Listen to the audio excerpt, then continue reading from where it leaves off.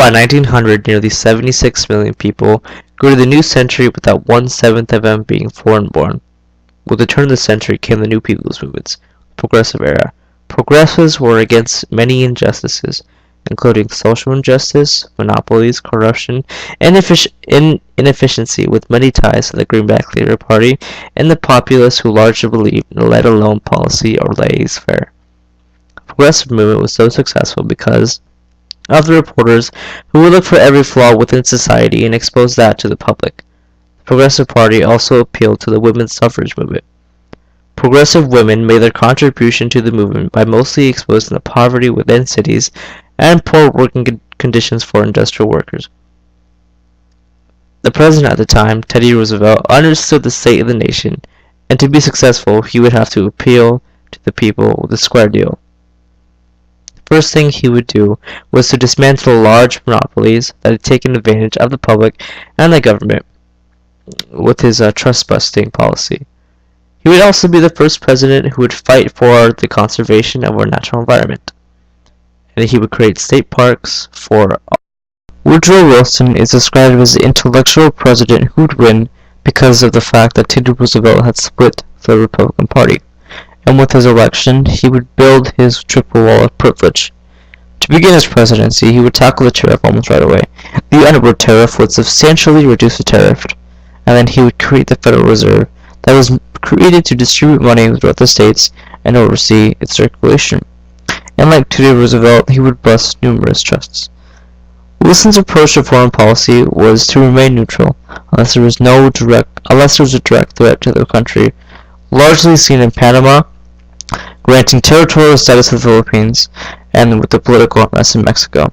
And once World War I had erupted, he would try with all his might to keep us out of it. By 1916, America had been pressured to enter the Great War, but Wilson made it very clear that we would not.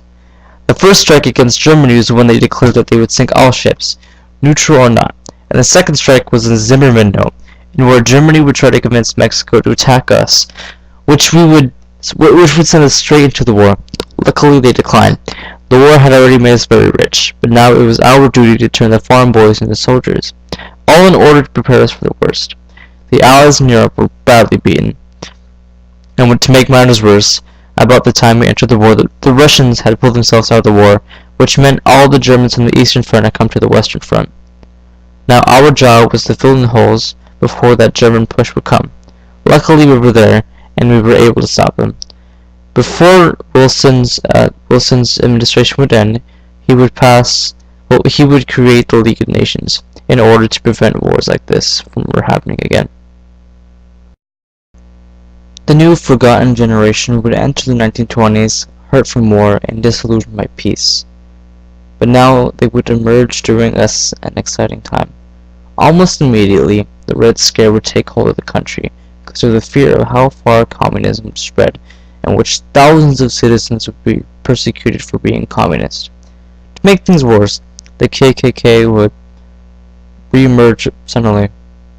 By this time, there would be a new flood of immigrants enter the country, too much for the government to handle, so they would pass the Quota Act that would restrict the flood. Prohibition had just begun, and men would strike it rich for making and selling moonshine, in which gangsters would largely become powerful because of it. In Tennessee, a high school teacher would be put on trial because he had taught Darwin's evolution theory, and henceforth the Scopes trial, in which most Americans would eventually believe in Darwin's teachings. The automobile would also be created by Henry Ford, and with that, the oil industry would take a huge leap and take hold of the economy. In the roaring 20s, 3 Republican presidents would be in the White House to enter eras of prosperity and then eras of depression. This era would be called the boom and bust era. Warren G. Harding was the first of these 3, and like most presidents, he is forgettable. Yet his era has been described as corrupt, and he was later killed. His vice president, Calvin Coolidge, would take the oath of office in his home, but his administration was just as boring. Thanks to the boom and bust cycle, farmers were the main victims of this era. For years, these American farmers have been feeding the world ever since the end of World War I. But after the war, there was no need for the surplus of wheat, and therefore prices would go up. With the conclusion of the election in 1924, Herbert Hoover would become the president. He had the reputation for feeding the world during the Great War, but many had the assumption he would bring an end to the recessions. They were wrong. Soon after he became president, the Great Depression would hit. In the presidential election of 1932, voters had been in a very ugly mood because of the prolonged depression. Hoover had the mindset the depression would end like all busts would, but he was wrong. The popular candidate during the election was Franklin Delano Roosevelt, the fifth cousin of Teddy Roosevelt, who was very appealing to the people.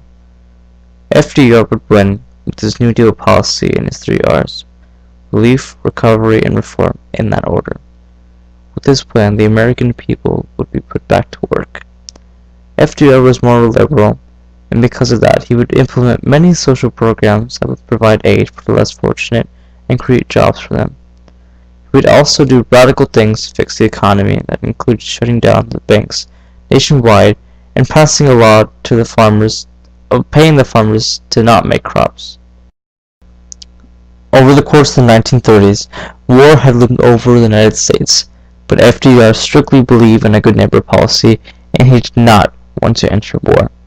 A couple of examples of this: he would show support for the London Conference without being present. He would recognize Russia as a communist state, and also recognize the Philippines as a territory of the United States. With Germany getting power once again, they would implement support for the Spanish and the Japanese invasion of Manchuria. The United States would legislate a state of neutrality in case of another war. Then, in 1940, Germany would unleash its war machine on Europe, quickly overtaking the western portion, including France. And like the First World War, the United States would sell supplies of both sides. FDR had just been elected to his third term.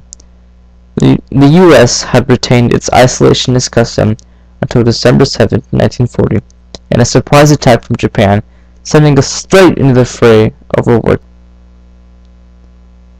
No one in the States was expecting another war, but most were for it. They had just suffered the worst defeat in U.S. history and were fired up for a long war. Almost immediately, all Japanese on the West Coast had been put in internment camps, losing all their homes, businesses, and possessions in one of the worst crimes in our history.